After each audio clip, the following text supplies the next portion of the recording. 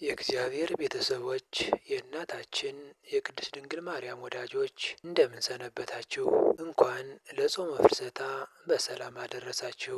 ዛሬ የብዙዎቻችን ጥያቄ በሆነ አንድ ጉዳይ ላይ ማብራሪያ ይዤላችሁ መጥቻለሁ። ይኸውም በጾመ ፍልሰታ ብዙዎቻችን ሱባኤ በቤታችንም ሆነ በገዳም እንይዛለን። ይሁን እንጂ ድንገት ፈተና ወይም ችግር ማለትም የወር አበባና ህልመ ሌሊት ቢያጋጥመን ምን ማድረግ አለብን የሚለው የብዙዎቻችን ጥያቄ ነው። እንደሚታወቀው ሱባኤ በተለያየ መልኩ ልንገባ እንችላለን። ከቦታ አንፃር በቤታችን ወይም በዓት አዘጋጅተን በገዳም በተናጠል ወይም በጋራ ልንይዝ እንችላለን። ሱባኤ ለጥያቄዎቻችን መልስ የምናገኝበትና በይበልጥ ወደ እግዚአብሔር የምንቀርብበት ድልድያችን ነው። መንፈሳዊ ተጋድሎ ስለሆነ ከፈተና የጸዳ ሊሆን ስለማይችል አእምሯዊ፣ መንፈሳዊና ስነ ልቦናዊ ዝግጅት ማድረግ ይገባናል። የወር አበባ ተፈጥሯዊ ክስተትና ዘርን ለመተካት ዝግጁ መሆንን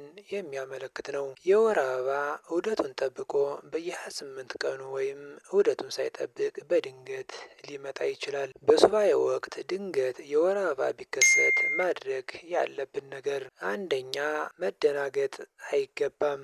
ምክንያቱም የወር አበባ ኃጢአት አይደለም። ሁለተኛ ሱባኤውን አለማቋረጥ። የወር አበባ ከታየ መግባት የማይፈቀደው ወደ ቤተ ክርስቲያንና ወደ ጠበል ቦታ እንጂ ማንኛውንም መንፈሳዊ ተግባራት ማከናወን ይቻላል። ለምሳሌ በጸሎት ቅዱሳት መጻሕፍትን በማንበብ በጾም መሳተፍ ይገባል እንጂ ተደናግጦ ሱባኤውን ማቋረጥ ለሰይጣን በር መክፈትና መሸነፍ ነው። ምናልባት ሱባኤያችን ቤተ ክርስቲያን አጥር ግቢ ውስጥ ከሆነ ቦታ መቀየር ስለሚገባ ከንስሐ አባታችን ጋር በመነጋገር መፍትሄ መስጠት ይገባል እንጂ በመደናገጥና በመረበሽ ሱባኤውን ማቋረጥ አይገባም። በሁለተኛ ደረጃ ህልመ ሌሊት በሱባኤ ወቅት ቢገጥመን መረበሽና መደናገጥ አይገባም። ይልቁኑ በሰከነና መንፈሳዊ በሆነ መልኩ መፍትሄ መስጠት ይገባል እንጂ ህልመ ሌሊት እንደታየን